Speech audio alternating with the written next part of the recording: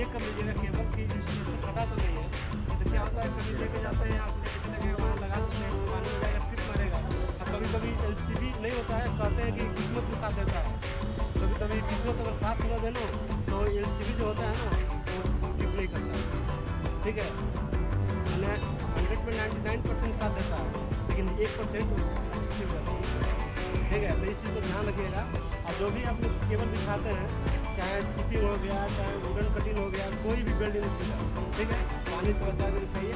और दूसरी बात कि रास्ते पर लोग बिछाइए, थोड़ा हटा के चाहे कि वहाँ लपट गिरता रहता है, कटने भी गिरता रहता है, ठीक है। और हर तरह से बेल्ट कोई भी वेल्डिंग मशीन लंच टाइम में आइए, आप लोग वेल्डिंग मशीन को